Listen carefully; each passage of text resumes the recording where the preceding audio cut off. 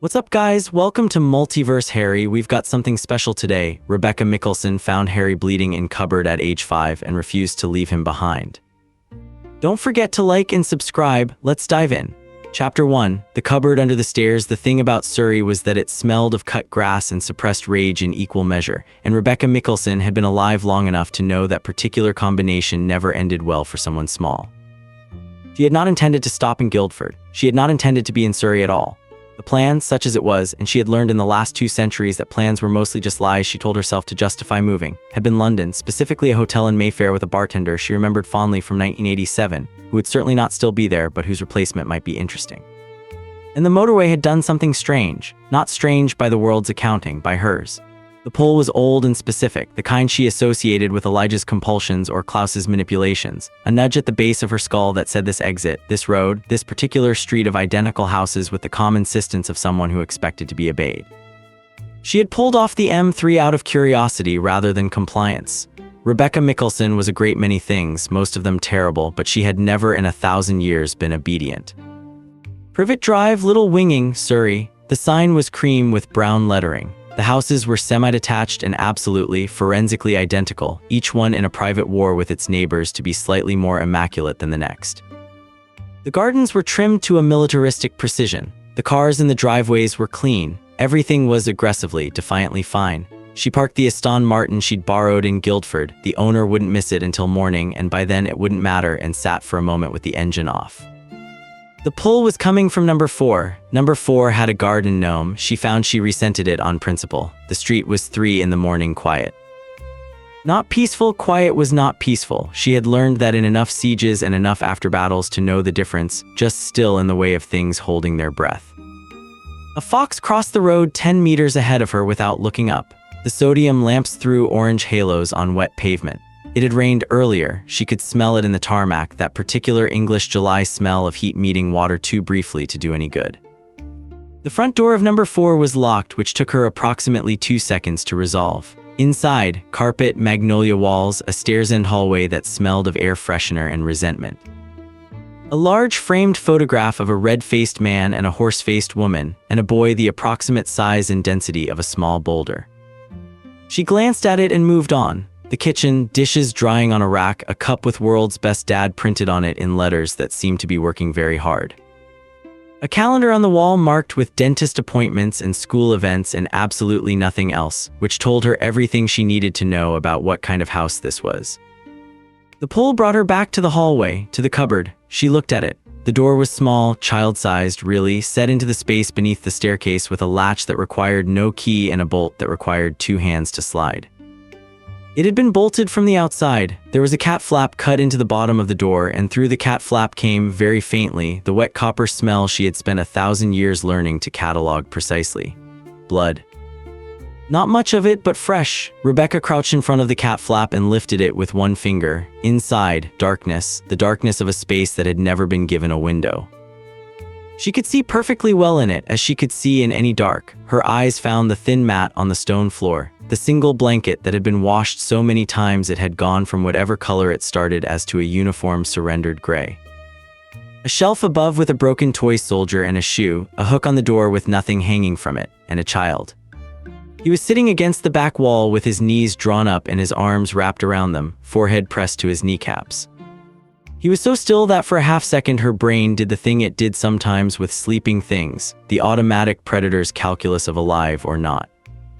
Then she heard the breathing, shallow, a little irregular, the breathing of someone who had learned to breathe quietly as a survival strategy, and she recalibrated. The blood was from a cut above his eye. She could see it from here, dark against the pale of his forehead, already dried at the edges and still wet at the center. Head wounds she had extensive experience with. It was small, clean-edged, the kind left by a corner rather than a blade. Something had been thrown at him, or he had been thrown into something. His glasses were on the floor beside his knee, one lens cracked. He was perhaps 4 or 5, thin in the way of children who do not eat enough, not in the way of children who are simply small. She stayed crouched on her side of the door for a long moment. She could feel the pull still, settled now, content in the way of something that had delivered her and was no longer required. She slid the bolt back with 2 fingers, careful to make no more sound than necessary, and opened the cupboard door. The child's head came up instantly. Not the slow surfacing of someone woken from sleep, but the sharp, electric jerk of someone who had never really been asleep at all, just waiting. His eyes, very green, even in the dark, even behind the crack in the lens, found her immediately, and for a long moment neither of them moved. She had been looked at with fear by more people than she could enumerate, peasants and kings and monsters who should have known better. This was different. This was not the fear of something supernatural. He couldn't know yet what she was. This was just fear. The plain, terrible fear of a child who had learned that a door opening meant something was coming to hurt him. "I'm not going to hurt you," she said. Her voice came out lower than usual, stripped of the clipped authority she used for everything. She noticed that and filed nothing because she didn't do that. She just let it be what it was. The child said nothing. He pressed himself slightly flatter against the back wall, which was not a retreat so much as a preparation. And she recognized it because she had done the same thing herself against different walls in different centuries when the men in her family came home in the wrong mood. "There's blood on your face," she said. "I'd like to look at it." Still nothing. His breathing had changed faster now, but he hadn't made a sound otherwise. Interesting. Children this age made noise as a reflex. It was biological, the cry calling for rescue. That this one had suppressed it completely said something about what had happened every time he'd used it. She did not move closer. She sat back on her heels in the cupboard doorway and looked at him with the patience that 1,000 years of waiting gave you. "My name is Rebekah," she said. "I'm going to sit here until you decide I'm not going to hurt you. I have nothing but time." That was not strictly true. She had the logistics of a stolen car and a missing person report to avoid by dawn, but he didn't need to know that, and in the larger sense it was perfectly accurate. She had nothing but time. She had had nothing but time for so long that time had stopped meaning anything to her, and here, in a cupboard under the stairs of a house in Surrey, it started meaning something again, which was annoying. She watched him watch her. The minutes were small and had texture. The house settled around them, a creak upstairs, the refrigerator cycling in the kitchen, the distant motorway murmur of the world going on without being asked. He was looking at her hands. She turned them palm up, resting them on her knees, and held them there. Something in his face shifted, not relief, not trust. Just the very small, very careful adjustment of an assessment being revised. "How old are you?" she asked. A pause, then so quietly she almost thought she'd manufactured it. 5. His voice was a surprise. It was thoughtful somehow, not the voice of a distressed child, but of a very small, very contained person making a deliberate decision to answer. 5, she said. "Where do you sleep?" He looked around the cupboard with an expression she couldn't quite categorize and then looked back at her. "Here," he said. "I know," she said. "I meant, is this the only place you sleep?" He nodded, a single small movement. She looked at the mat, the gray blanket. "The hook with nothing on it. Does your head hurt?" she asked. Another pause, shorter this time. "Yes. Can I come closer to look at it?" The pause before this answer was the longest yet. She waited without moving, without changing her breathing or her posture, and she made herself remember that she was not waiting for information, not waiting for tactical advantage, not waiting for anything at all except the answer he decided to give her. She had been made to wait without consent. She would not do it to someone else. "Okay," he said. She moved slowly, which was not her natural velocity for anything. She crossed the cupboard floor on her knees, too large for this space. She had to duck slightly for the underside of the stair, and some distracted part of her noted that he had been living in a space she could barely fit in while crouching, and stopped when she was close enough to see the cut clearly. She did not touch him yet. The cut was about 2 centimeters above his right eyebrow, following the line of it just deep enough to have bled freely. Already closing, head wounds closed quickly in the young. The blood had run down along his nose and dried there. His hair was black and genuinely spectacular in its disorder, sticking in every direction with the enthusiastic indifference of a child who'd never been taught to care for it. His glasses, she noted, had been repaired at least once with what appeared to be sellotape. She looked at the rest of him with the clinical economy she used for battlefields. There were older bruises on his arms, the yellowing kind, the kind that were 3 or 4 days old. A scabbed cut on his left palm, also healing. He was wearing clothes that were too large for him by at least 2 sizes, a hand-me-down logic she recognized from centuries of seeing poor children dressed in the remnants of richer ones. His feet were bare. The mat he was sitting on was thinner than her smallest finger. She met his eyes. He was watching her do this inventory with an expression of careful neutrality that was, objectively, not an expression 5-year-olds possessed. It had been learned, someone had taught him, by repetition and consequence, to make his face give nothing away. She had learned the same skill at about 600 years old. She had not been 5. "What's your name?" she asked. "Harry," he said, and then, after a small hesitation, as though it was information he wasn't certain he was allowed to give, "Potter, Harry Potter." She turned it over. It meant nothing to her. She had spent the last several decades deliberately peripheral to anything that smelled of magical politics. She did quite enough of Mikaelson politics to last several lifetimes and saw no reason to import someone else's. "Well, Harry Potter," she said, "I'm going to touch your face now to look at this cut. Tell me if you want me to stop." His shoulders went up fractionally, the flinch that preceded contact, and then slowly came back down. She raised one hand and touched the edge of the cut with 2 fingers, feather-light.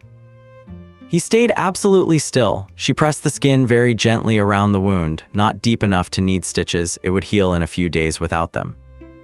She pulled her fingers back and looked at the blood on her fingertips and thought, with the part of herself that was still and always a predator, nothing useful. The hunger was there the way it was always there, a background condition, like the cold she felt but did not feel, and it said nothing of relevance about a child. She had been well fed before Guildford. She wiped her fingers on the leg of her jeans. "It doesn't need stitches," she said, "but it wants cleaning." Harry looked at her fingers where she'd wiped them and then back at her face.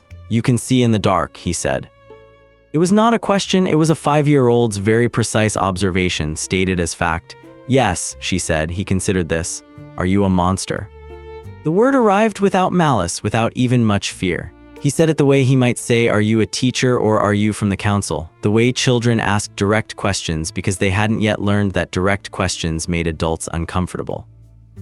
"That depends very much on who you ask," she said. Another consideration. She could watch him processing the small working of it behind his eyes. "Do you hurt children?" he asked. "No," she said. "Okay," he said, just that, okay, as though her answer had been weighed and found sufficient and the question was closed. She sat back on her heels and looked at him for a moment, this small, damaged, extraordinarily self-possessed person sitting on a mat in a cupboard with dried blood on his face. And something happened that she had no name for and was not going to name, because naming things made them vulnerable, and she was not yet prepared to be vulnerable about this. "I'm going to take you to the kitchen and clean that cut," she said. "Will you come?" He unfolded himself from the wall carefully, the way people moved when something hurt that they were not going to mention. She let him lead out of the cupboard, his choice, his pace, and followed him into the hallway. The Dursley kitchen was aggressively well-equipped in the way of people who cared deeply about appearances and used their appliances mostly for show. There was a blender still in its box on the counter. The mugs were arranged by size. There was a first aid kit in the cupboard under the sink. She found it immediately, vampire's efficiency, and she set it on the counter beside the sink and then turned to look at Harry, who had positioned himself in the kitchen doorway and was watching her with his damaged glasses and his unreadable face. "Counter," she said, making a gesture, "you're too short and I'm not crouching in here." Something happened to his expression, not quite surprise, the recalibration again. He came to the counter and she lifted him. He went rigid for a fraction of a second, the instinctive recoil, and she held him lightly until the rigidity passed, which it did, and set him on the edge beside the sink. She ran warm water over a flannel and began cleaning the blood from his face. He sat very still for this, which was not the stillness of endurance but something more cooperative, and she worked in silence for a while, cleaning the cut and the dried blood along his nose and the smear of it on his chin. When she pressed an antiseptic wipe to the cut, he made a small, sharp sound and then stopped. "Sorry," she said. She was not typically in the habit of apologizing. The word came out sounding like she'd retrieved it from storage. He blinked at her. She applied a plaster to the cut. It took her 2 attempts because the ones in the kit were adult-sized and she had to improvise and stepped back. "Better," she said. He touched the plaster with one finger, delicately. The refrigerator cycled. Somewhere upstairs a floorboard groaned under shifting weight and both of them looked at the ceiling. Harry's shoulders moved toward his ears. "Sit," she said. "I'll hear them before they reach the stairs." He looked at her with a fresh version of the assessment expression. "How?" "The same way I see in the dark," she said. He sat, evidently deciding this was sufficient. She filled a glass of water from the tap and set it in front of him. He picked it up and drank half of it with the focus of someone who was thirsty and had learned to manage thirst without making a production of it. She found a box of crackers in a cabinet and put those on the counter too. He looked at them, then at her, then ate too with the same contained focus. He leaned against the opposite counter with her arms folded and watched him eat crackers at 3 in the morning in a kitchen that was not his and smelled of other people's dinners. and she thought about the blue vein at his temple and the bruises on his arms and the cat flap in the cupboard door and the bolt on the outside. And she thought about 1,000 years of being managed by people who had decided they knew better, and she kept her face perfectly neutral. "Harry," she said. He looked up. "Who put the bolt on your door?" A pause. He ate another cracker. "Uncle Vernon. Has he hurt you?" The pause this time was textured differently. She had asked questions that required courage before, had asked them of soldiers, of prisoners, of people who had every reason to lie. This silence had the specific quality of a child running a calculation about whether truth was safe. "Sometimes," he said. She nodded, said nothing. He said with the careful precision of someone getting the record accurate, "Mostly he doesn't have to, mostly I'm just not allowed out." Not allowed out of the cupboard, not allowed to be, he stopped, reorganized, not allowed to be where they can see me. She looked at the world's best dad mug on the dish rack. She looked at it for long enough to be certain she was not going to do anything with what she was feeling, because what she was feeling was the kind of thing that ended with a large, red-faced man going through a wall, and she was genuinely trying, for the first time in several decades, not to simply do the first thing her nature suggested. "Are you tired?" she asked. "I don't know," he said. He thought about it. "I don't usually sleep very much." "No," she said.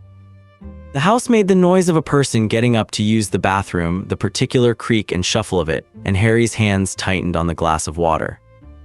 She pushed off from the counter and stood very still in the middle of the kitchen, listening to the footsteps overhead, their weight and purpose, and concluded they were heading back to bed. Harry's hands slowly loosened. "I'm going to ask you something," Rebekah said, and the slight shift in her voice brought his eyes back to her face immediately, "and I want you to think before you answer." He nodded. "If you could go somewhere that wasn't here," she said, "would you?" The answer came without the usual calculation. Immediate, certain, and very quiet. "Yes," he said. Vernon Dursley appeared at the kitchen door at 3:17 in the morning in a dressing gown patterned with anchors, and for a single moment his face cycled through surprise, outrage, territorial fury, and something that, when it registered Rebekah's specific quality of stillness, attempted to shade toward fear and didn't quite arrive. "What the bloody, who are you? What are you doing in my house?" He was loud, the kind of loud that assumed volume was authority. His face was already coloring, working up to the full red. "How did you get in? Petunia, Petunia." Rebekah did not move from the counter she was leaning against. She looked at him with her hands in her pockets and said nothing, and let him understand slowly, by the quality of her silence, that she was not impressed. Harry, on the counter, had pulled his knees up. He was looking at the cabinet to his left with the specific blankness of someone who had learned to not be present when Vernon was in this register. "Get out of my house!" Vernon had located his volume again, having briefly misplaced it under the weight of her gaze. "I'm calling the police." "I'm calling." He reached for the phone on the wall and Rebekah moved. She was across the kitchen in the time it took him to blink and had her hand around the phone receiver before he'd closed his fingers on it. She did not touch him. She replaced the receiver gently and turned to look at him from a distance of approximately 30 centimeters, and Vernon Dursley, who was several stone heavier than her and 30 years older, and had spent his whole adult life under the reasonable assumption that his size was a form of safety, understood something about the architecture of the room that had nothing to do with size. "You will stop shouting," she said, in the particular low register she used when she did not need volume, "and you will sit down." He sat down, his mouth worked. Now, she moved back to the center of the kitchen and surveyed him with the detached interest of someone examining something on a museum shelf. "The child's name is Harry. I know who he is," Vernon said, and there was still bluster in it, but it was the bluster of something trying to remember it was sure of itself. "He's my nephew and he lives here, and I'd thank you too." "He lives in a cupboard," she said. "He has a room there's a perfectly good." "He lives in a cupboard with a bolt on the outside," she said, "and he has a head wound and he hasn't eaten enough, and I've been in this house for 40 minutes and the most interesting thing in it is him, which means the bar is extremely low." Vernon's face had gone through several phases and arrived at something that wanted to be righteous anger and kept skidding into something else. He looked at Harry on the counter briefly with an expression Rebekah noted and catalogued and stored. He's not normal," Vernon said, the way people said things they'd been telling themselves for years to make them true. "Strange things happen, he does things, he's 5, she said. "You don't understand, you don't know what he is, what his sort." "I know exactly what he is." She looked at Harry, who was looking back at her now with the green eyes and the cracked lens and the plaster above his eyebrow, and she looked at him the way she looked at the handful of things in 1,000 years that she had decided, without consultation, were hers. "He's coming with me." Vernon stood up. She gave him credit for that. He stood up and puffed himself to full size and did the face, and she let him do all of it, and then she stepped forward and put her fingers along his jaw and turned his face up toward hers.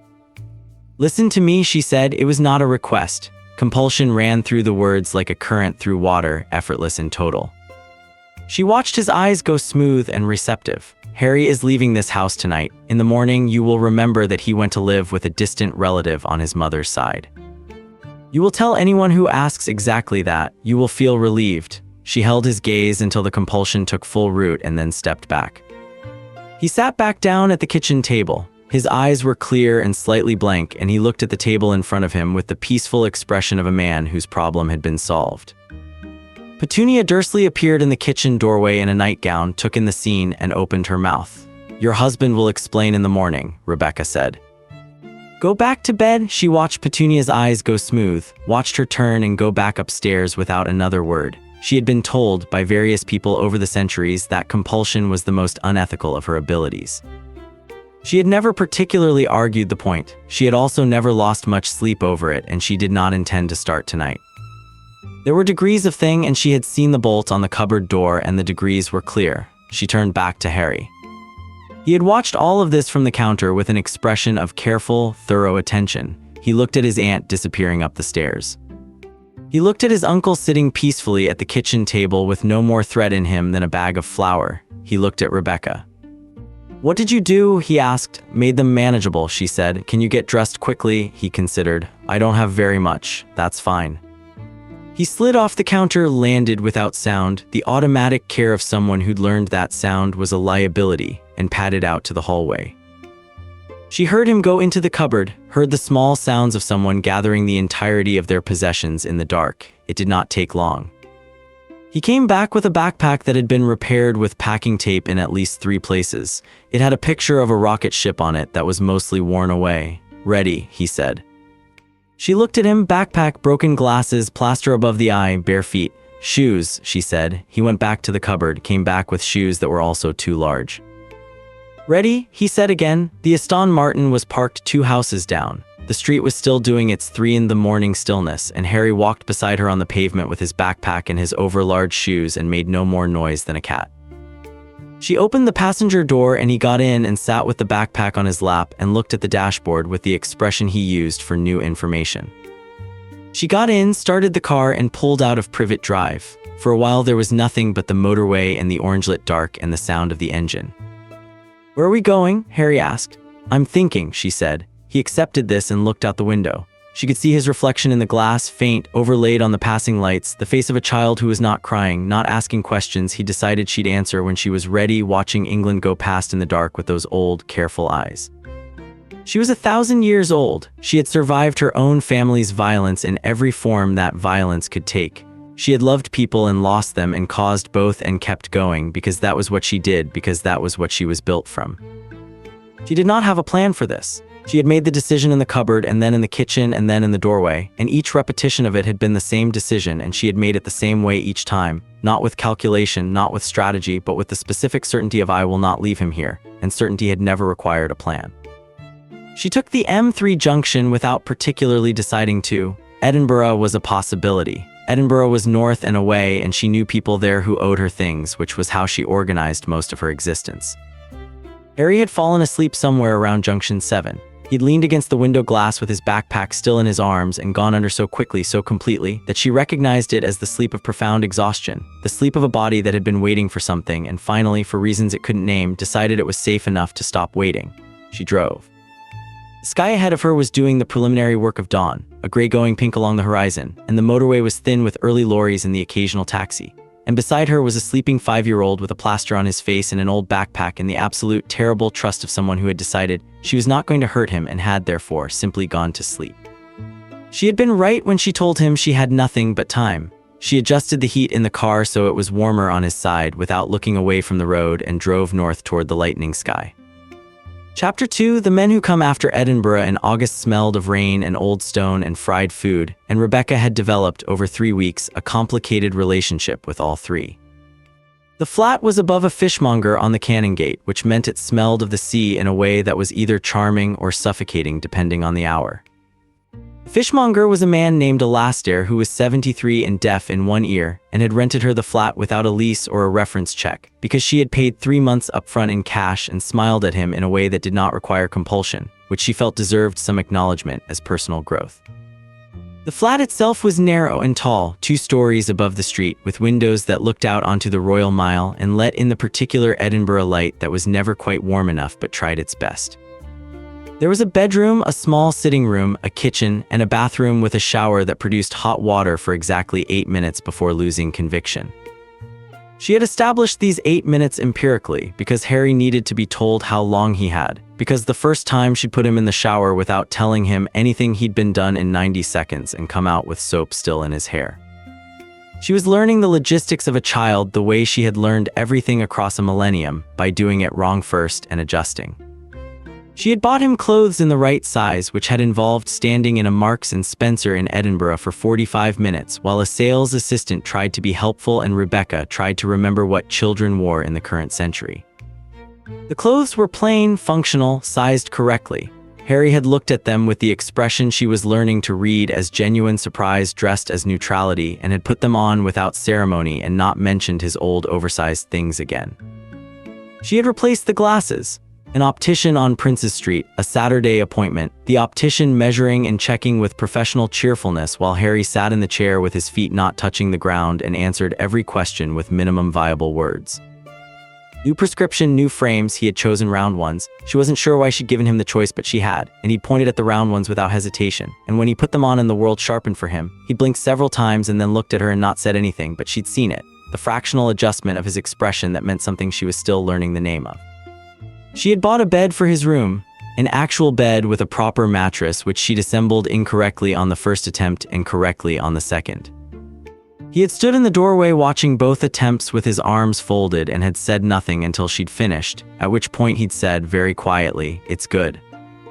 She was learning that "it's good" was Harry's highest register of approval. The food situation had required the most adjustment because she did not eat and had no intuitive sense of what constituted a meal for a small person. First week she had fed him largely on whatever she'd been able to identify as food in a supermarket without feeling like a complete alien, which had resulted in several nutritionally questionable dinners, and one evening where she'd given him a plate of crackers, cheese, and grapes, and he'd eaten the whole thing with obvious pleasure, which had suggested his bar was lower than her standards, and she needed to find the middle ground between those two things. She had found a cookbook. It was a practical matter. She refused to be defeated by something with an index. She had cooked badly and then less badly and discovered that Harry ate nearly everything she put in front of him without complaint, which told her something she did not examine too closely because examining it produced the kind of feeling that had no productive outlet. She had not fed on anyone in Edinburgh. She had fed twice in Glasgow on a weekend when she'd driven over and left Harry with Alastair downstairs, telling him she'd be back by morning and telling Alastair she'd be back by morning, 2 different conversations with 2 different registers.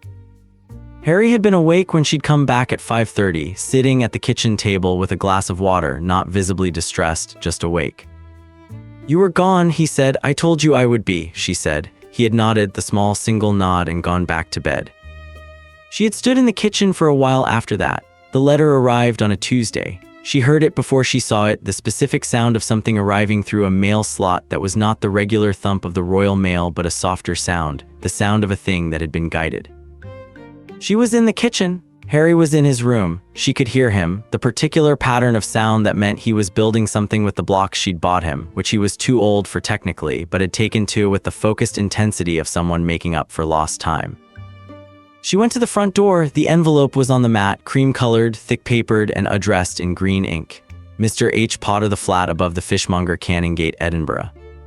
She stood with it for a moment, reading the handwriting, deliberate, formal, old-fashioned. She turned it over. The wax seal on the back was purple, imprinted with a coat of arms she didn't recognize. The building block sound had stopped. Harry appeared at the kitchen doorway. She held the letter up without turning around. "Can you read cursive?" "Not very well," he said then. "Who's it for?" "You." A pause. "Me." She looked at him over her shoulder. He was in his socks and the blue jumper she'd bought, and he looked at the letter with an expression that was mostly curiosity and only a little wariness, which was already different from how he'd looked at things 3 weeks ago, and she noted it without ceremony. "I'll read it to you later," she said, and took it to the kitchen and burned it over the gas hob. The flame went green for a moment before it took, which was interesting. She watched the ashes until they stopped glowing and then washed them down the sink. Harry was still in the doorway. He had watched all of this without comment. "Okay," he said. She rinsed her hands. "Go back to your blocks." "They're not blocks," he said with a fragment of dignity. "They're architectural structures." She did not smile. "Go back to your architectural structures." He went. She dried her hands and stood at the kitchen window looking out at the cannon gate and thought about the green ink and the purple wax and the specific, terrible politeness of a letter that knew exactly where they were.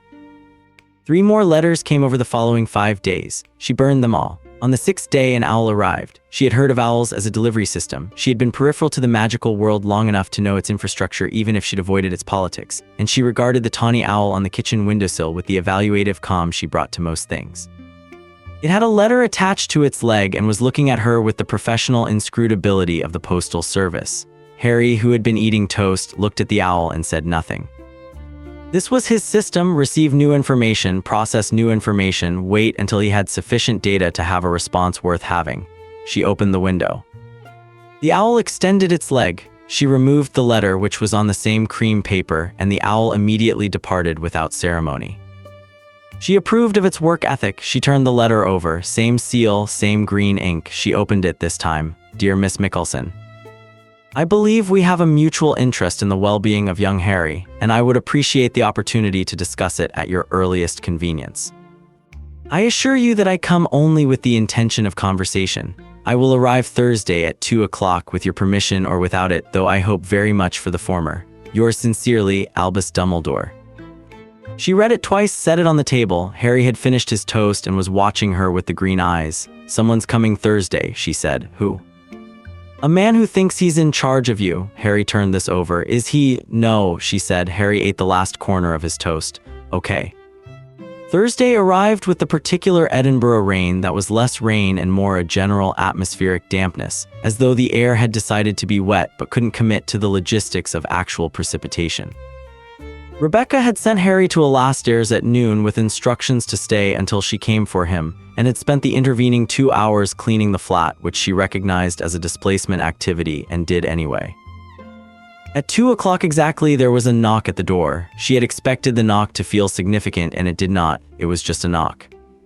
She opened the door. Albus Dumbledore was taller than she'd expected, which was mildly annoying because she preferred to have the height advantage. He was old in the way of people who had been old for so long that it had become a characteristic rather than a condition. The beard, the half-moon glasses, the robes that managed to be both eccentric and authoritative. His eyes were a very specific shade of blue, the kind of blue that was doing a great deal of work being perceptive and kind at the same time, and she had the immediate, practiced sense of someone who had spent a very long time being the most powerful presence in any room he entered. He looked at her with the same assessment and arrived, she could see, at a similar conclusion about her. "Miss Mikaelson," he said. "Thank you for seeing me. I didn't agree to see you," she said. "You said you'd come regardless." "Indeed I did." He had the grace to acknowledge this without apology. "May I come in?" She stepped back from the door. He came in and looked at the flat with the benign attention of someone reading a room for information. She watched him do it. He noted the 2 mugs on the dish rack, the child's jumper over the back of the kitchen chair, the blocks, architectural structures visible through the doorway of Harry's room. He noted the single chair at the kitchen table across from the 2 chairs on the other side. She had done that deliberately. "Sit," she said, gesturing at the single chair. He sat. She did not, choosing instead to lean against the kitchen counter with her arms folded, because she was not going to arrange herself into a conversational peer until she understood what he wanted and how far he was prepared to go to get it. He folded his hands on the table. "You know who I am. I know what you are," she said. "Headmaster of a school, chief architect of the current magical resistance, and the man who put a 5-year-old in a cupboard under the stairs." He looked at her steadily. "I put a 5-year-old in a house with blood wards that were the most comprehensive magical protection available to me at the time. The living conditions," a pause, a fractional compression of something behind his eyes, "were not what I anticipated." "No," she said. "I take responsibility for that. That's very clean of you," she said. "Does it change anything?" He looked at his folded hands. He was, she noted, genuinely struggling with something rather than performing the struggle, which made him more dangerous rather than less, because a man who was only performing could be dismissed. "I placed him there because the blood ward required family, because his mother's sacrifice created a protection that lived in her sister's home and nowhere else. Because there is a war that paused, not ended, and Harry is at the center of it, and I had no other option that preserved both him and the protection. You had every option, she said. You selected that one. Yes, he said, I did, and I have come here not to argue the selection but to discuss what happens now. She looked at him across the kitchen. The rain tapped at the window. Somewhere below, Alastair was presumably telling Harry things about fish. He's not going back, she said. I know. He said it without the inflection of argument which she had not expected, and she allowed herself one moment of revised assessment before continuing. Then what are we discussing? Dumbledore unfolded his hands and placed them flat on the table, a deliberate gesture of openness that she noted with the automatic suspicion of someone who had seen every manipulation in 1,000 years of human behavior. I need you to understand what Harry is and what is coming and what will be required of him, not so that I can take him back. So that you understand what you have taken on. I know what I've taken on. Do you know about Voldemort? The name arrived like a struck match. She had heard it peripherally in 1981 in the shockwave of something catastrophic moving through the magical world and then, apparently, resolving. But she had kept her distance from magical politics the way she kept her distance from everything that smelled of powerful men making large decisions. I know enough, she said. Then you know Harry is the subject of a prophecy, that a fragment of Voldemort's soul is bound to him in a way I do not yet fully understand. That when Voldemort returns, and he will return, I am more certain of this than I am of almost anything, Harry will be the axis on which the resolution turns. He paused. I am telling you this because you deserve the truth of what the child you have taken carries. You're telling me this because you want me to understand his value to you, she said. He did not flinch. Both things can be true. She pushed off from the counter and walked to the table, not to sit, but to close the distance so that he could see her clearly, all of her, the thing she was under the face she presented to the world. Let me tell you what I understand, Albus. She used his given name deliberately, the way you used a given name when you were declining to perform deference. I understand prophecy. I have been part of a family that trafficked in it for 1,000 years. I understand the architecture of men who decide a person is a piece in a game and arrange the board accordingly. I understand it very well from the perspective of the piece. He looked at her. His eyes had not changed, still that specific working blue, but there was something in them now that was listening rather than managing. Harry is 5 years old, she said. He has a cut above his eye that's healing. He calls things he builds with blocks architectural structures. He sleeps for 10 hours now, which means for the first 4 years of his life he was not sleeping properly, because that is what children do when they finally feel safe. He eats everything I put in front of him. He does not cry. She let that land. He does not cry. A 5-year-old who does not cry is not stoic. He is a child who has learned that crying produces no result and possibly produces a worse one, and that is not something I am going to return to the custody of the people who taught him that lesson. Dumbledore was quiet for a moment that had real weight to it. Then he said, No, I am not asking you to. She straightened, waited. I am asking you, he said, to keep him, but to keep him within an arrangement that allows me to ensure he is prepared. Tutors, eventually Hogwarts. Knowledge of his history, his parents, his place in the magical world, given at the right time in the right way. He met her gaze. I am asking you to be his guardian, Miss Mikaelson, not his jailer. I am acknowledging that I was the latter and failed at it. The rain had thickened slightly, the window running with it now. She could hear faintly the sound of Alastair's television 2 floors below. She sat down. Not because she was conceding, because this was going to be a real conversation and real conversations required sitting. Tell me about the prophecy, she said. He talked for 40 minutes. She listened with the patience she brought to things that mattered, not the performed patience of someone waiting for their turn, but the real stillness of someone absorbing. He told her about the prophecy in full, the exact words of it, the 2 boys it could have applied to, and the one Voldemort had chosen, which had made the choice irrevocable. He told her about Lily and James Potter, who had died protecting their son, and the specific magic that sacrifice had made, not the blood ward that was Lily's sister, but the deeper thing, the thing that lived in Harry's skin now, the protection that would make Voldemort's body react to his touch like a brand.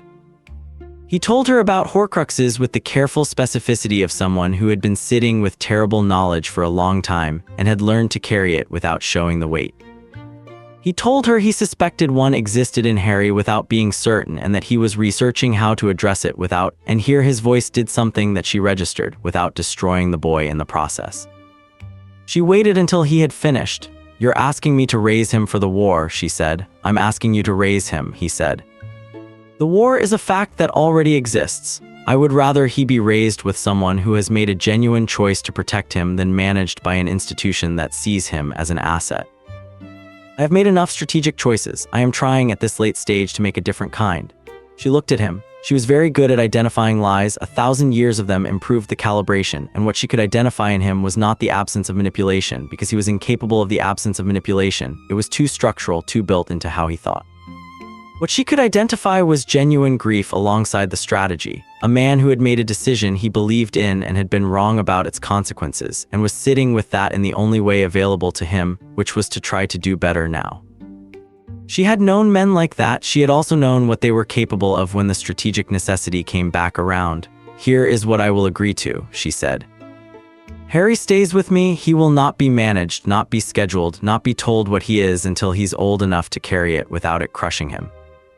You will not send owls to this address," she watched his expression, "or any address I inhabit. If you need to contact me, you will do it directly in person with prior notice. He will learn magic when he wants to learn it, not when it's useful to you. He will go to Hogwarts if he chooses to go to Hogwarts." "He will need to go to Hogwarts," Dumbledore said, not with force, with the tone of a fact. "He will need to do many things," she said. "He will do them on a timeline that accounts for the fact that he is a child. If that is a problem, then we are not in agreement." Dumbledore looked at her across the kitchen table. The lamp was on now. The afternoon had gone gray enough to need it, and it lit the left half of his face and left the right in shadow, and he looked, in that light, genuinely old in a way that was not strategic. "I accept your terms," he said. She met his eyes. "I want you to understand something." Her voice had dropped into the specific register, not the compulsion register but close to it, the register of absolute honesty. "I have spent 1,000 years having men decide what I am and what I'm for and what I should want. I have been told that my feelings were inconvenient, my choices were irresponsible, my judgment was not to be trusted. By my father, my brothers, men who claimed to love me and meant by love the specific entitlement of possession." She held his gaze. "If you attempt to use this child as a piece on a board and I discover it, there will be no conversation. There will be no negotiation. I will take him somewhere you cannot find, and I will spend my considerable years ensuring you never do. I want you to believe that I mean this precisely." Dumbledore looked at her for a long moment. Then he said, "I believe you entirely." "Good," she said. She had offered him tea at some point. She wasn't certain why, and he had accepted, and they had sat for another 20 minutes while he drank it, and she didn't, and they discussed logistics with the cautious specificity of two very old, very careful people who were not quite enemies negotiating a temporary alignment. There would be a tutor, magical theory, history, beginning practical work when Harry was 8 or 9. Rebekah could vet the tutor. She had insisted on that, and Dumbledore had agreed without the hesitation that would have meant he was lying. There would be no tracking charms on Harry, no monitoring enchantments on the flat. She had stated this, and he had, after a pause she noted, agreed. He would tell her whatever he discovered about the Horcrux situation. She had told him she expected honesty about the severity, and that if it came to Harry's life, she would be involved in every decision. He had stood to leave and paused at the door. "His parents," he said. "He will want to know about them. When he's ready to ask," she said. "He looks like his father," Dumbledore said. Lily's eyes, a pause, very small. "She was remarkable." He said it the way people said things that were true and insufficient simultaneously. She looked at him and understood for a moment the size of what he carried, not an excuse, just a fact, and then he nodded to her and left, and she heard his footsteps on the stairs and the street door closing, and then nothing but the rain. She stood at the window and watched him go. He walked down the cannon gate without hurrying, a tall old man in eccentric robes that the rain did not appear to bother, and he did not look back. She stayed at the window until he turned the corner and was gone. Then she put the kettle on again, not because she wanted tea, but because the action was something to do while she decided what she had agreed to and whether she agreed to it. The kettle was loud in the quiet flat. The lamp made a circle of yellow on the kitchen ceiling. Outside, the cannon gate was wet and old and entirely indifferent to the fact that something had just shifted. She had sat down at that table. That was the thing that kept arriving. She had sat down across from a man who had come to negotiate the terms of her keeping a child that was not hers, and she had negotiated those terms with the seriousness of something permanent. She had not calculated the exit, she had not maintained the remove. She had sat down and argued as though the outcome mattered to her, which meant she had already made the decision she thought she was still in the process of making. 1,000 years. She had spent 1,000 years maintaining the option to leave. It was survival infrastructure. Always know the door, always keep the thing light enough to carry when you had to run, never let anything become load-bearing. Her brothers had been load-bearing, and she knew in accurate detail the cost of it. She had loved people and watched them age and buried them and loved again with slightly less of herself each time, the compound interest of loss, until the most honest description of her was someone who kept the memory of what caring felt like and accessed it at careful intervals. And then there was a cupboard in Surrey and a bolt on the outside of the door, and here she was. The kettle boiled. She turned it off. She went downstairs to get Harry. Alastair's flat was warm and smelled of the same fish as hers plus something baking. She knocked and heard Harry's voice inside, actually talking, not the minimum viable responses she was accustomed to, but a sustained series of sentences which was new enough to make her pause before the door opened. Alastair opened it. He was a small man, compact, with the weathered look of someone who'd spent 60 years in an industry that required early mornings and cold air. He had taken to Harry with the uncomplicated warmth of a man who had grandchildren elsewhere and a surplus of it.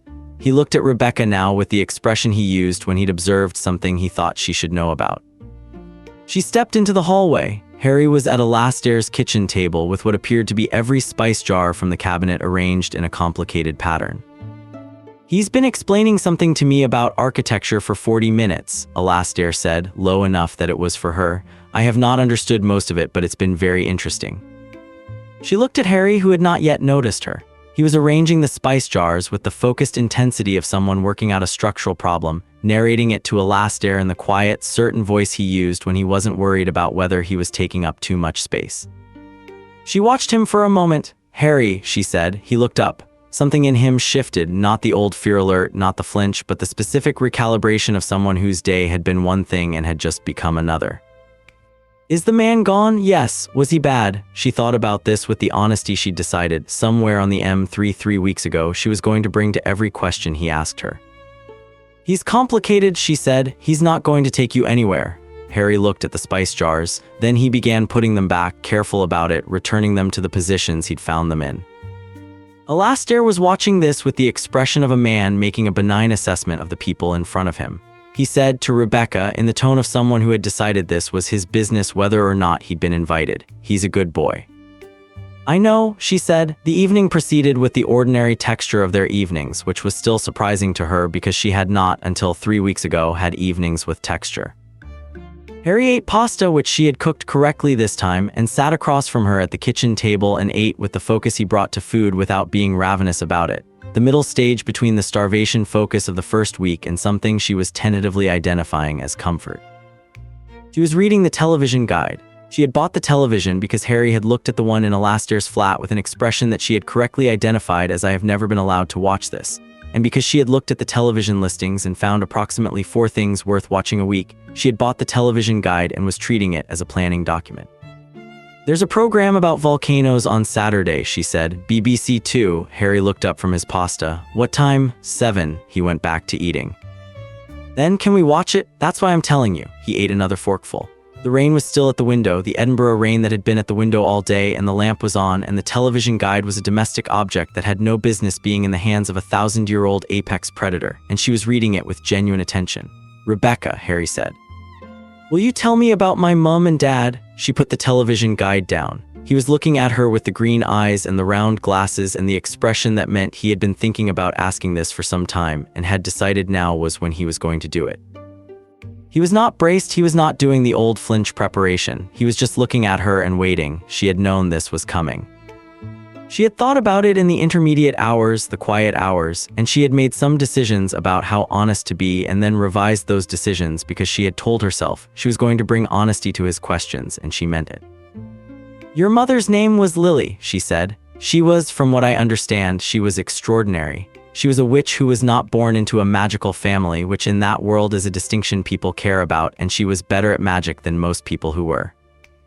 She had green eyes. She paused. Your eyes. Harry was very still. Your father's name was James. She thought about what Dumbledore had said. He looks like his father, and tried to construct James Potter from the photograph at Privet Drive and the second-hand account of a man who had loved him. He was apparently someone who took up a great deal of space in the good way and occasionally the other kind. He loved your mother very much. You look like him. Did they die? Harry asked. He already knew they were dead. She had established that in the first week briefly when he'd asked where his parents were.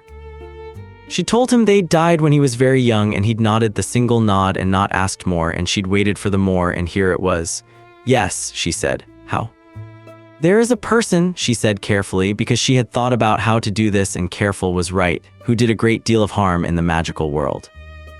Your parents stood against him. He came to your house when you were 1 year old, and she chose the word, killed them. He tried to kill you too. He couldn't. And then he was not destroyed but significantly diminished, and the magical world thought it was over, and it wasn't, but it's been quiet for a long time. Harry sat with this. The rain tapped at the window. The lamp made its circle. Why couldn't he kill me? Harry asked. Your mother protected you, she said. With the specific, particular power of someone who chose to die rather than allow it. That kind of choice makes a magic that most people who study magic their whole lives never make and don't fully understand. She met his eyes. I understand it. He looked at her. Because you're old, because I know what it costs to choose something unconditionally, she said. It's not a common thing. Harry looked at his pasta, which was finished, and then at the window, and she let him have the silence because silence was not always avoidance. Sometimes it was processing. The man who came today, he said finally, is he the one who put me with the Dursleys? She was not going to lie to him. Yes. Why? Because he was trying to keep you safe and made a poor decision about how to do it. She held his gaze. He knows it was a poor decision. Does he know about the cupboard? He does now. Harry nodded. Slowly, he picked up his glass and drank the last of his water and set it back precisely where it had been, the habitual care of someone who had learned to leave no trace of himself. Then he said, I don't want to go back. You're not going back, she said. Ever, ever. He looked at her with the full weight of the green eyes, measuring the word ever the way children measured things they'd been told before and weren't certain they could trust. She held his gaze and did not qualify it or condition it or add the small verbal asterisk that would have made it easier to revise later. She meant it the way she had meant every version of the decision since the cupboard, which was completely. He put his glass down. Okay, he said. And then, because he was 5 and because he had apparently decided the conversation was complete and there were more immediate matters, can I have more pasta? She got up and got him more pasta. Later, when he was in bed, asleep quickly, the deep sleep, 10 hours, she stood in the kitchen with the lamp off and the Canongate light coming through the window in thin orange slices across the floor. She was not prone to reflection. Reflection was a luxury of the still, and she had not been still in 1,000 years. There was always something requiring management, requiring flight or fight or the centuries-long chess games her family played across continents. Stillness had always been a risk. When you were still, the things you'd been running from caught up. She stood in the kitchen and let the things catch up. A 5-year-old, a prophecy. An arrangement with a man she trusted to be intelligent and fallible in approximately equal measure. A flat above a fishmonger. A television guide with a program about volcanoes circled for Saturday. She had made choices before. She had chosen sides in wars, chosen people to love, chosen vengeance and departure and return. Every choice had been made with the implicit awareness that she could unmake it, that she maintained the option to go, that the thing she was choosing was not more load-bearing than she could afford to lose. This choice had it had no backdoor. She had sat across from Dumbledore and negotiated the terms of a permanent thing, and she had done it without flinching and without the internal dissociation she used to get through permanent things, the small, private step back that kept the most essential part of her at a survivable remove. She had not stepped back. The Canongate was wet and orange-lit, and a man on a bicycle went past below the window, and the city was old and rain-soaked and entirely indifferent, and somewhere in the flat behind her, a child was sleeping for 10 hours because something in him had decided it was safe enough to stop watching the door. She had done that, she had made that possible, and she was going to keep making it possible, and it was going to cost her things she couldn't yet enumerate, and Dumbledore was going to come back eventually with the strategic necessity and the prophecy and the war, and she was going to have to find a way to prepare Harry for a future that was genuinely terrible without making the preparation into its own kind of cage, and she had no idea how to do any of it. She picked up the television guide from the table, turned to Saturday, circled the volcano program again, more firmly, which was unnecessary since she'd already circled it, which meant she was doing it for some other reason. She set it back down. Outside, Edinburgh went on being Edinburgh, old and wet and beautiful in the way of things that have survived long enough to earn the word. And inside, above a fishmonger on the Cannon Gate, a 1,000-year-old vampire stood in a dark kitchen at the end of the first day that had felt, in a very long time, like something she was choosing to be inside of rather than just passing through. She did not have a name for it yet. She left the light off and went and sat in the chair by his door because old habits were old habits and listened to him breathe.